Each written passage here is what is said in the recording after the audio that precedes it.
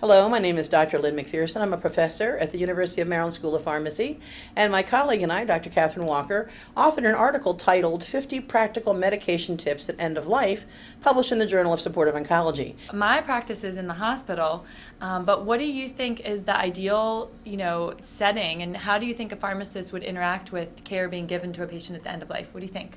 Well, as Dr. Walker just said, she works in a hospital. I work more with home-based hospice patients who are terminally ill, and I think pharmacists have a tremendous role to play along the whole spectrum.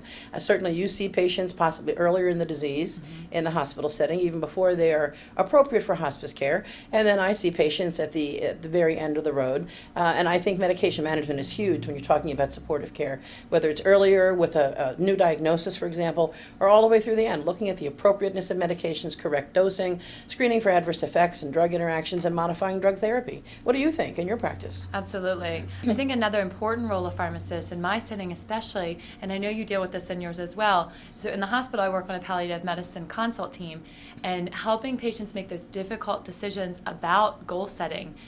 So because we see people before they're ready for hospice, a lot of times we're doing disease state education, the fact that what will the next hospitalization bring, the next exacerbation of their chronic medical condition, and just helping them look forward a little bit and making sure that their medications are optimized to control their symptoms is a huge role for pharmacy, and just doing a lot of education about the meds, but also the disease state and what things may look forward, for them.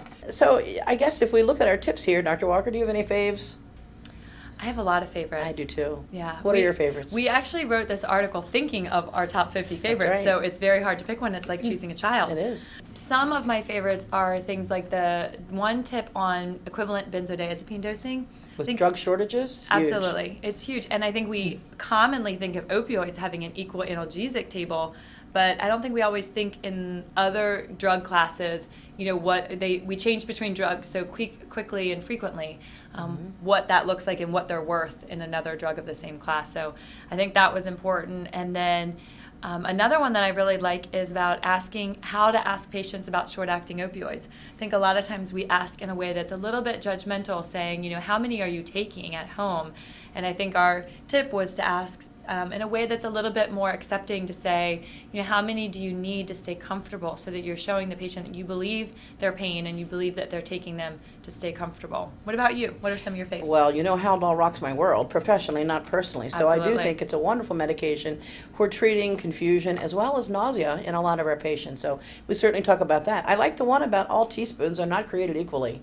I mean, that study that looked at teaspoons from a household range anywhere from 2.5 mLs up to 7.5 milliliters. So Yeah. Practical things, how to flavor bitter opioid solutions, very important. So just chock full of good tips, and I think that everybody should conclude this video and go read the article now. What do you think? I think so. So a little nighttime reading. There you go. And we'd like to thank Dr. Mina Kim, who also contributed in writing this paper. Thank you. We hope you enjoy it. Thank you.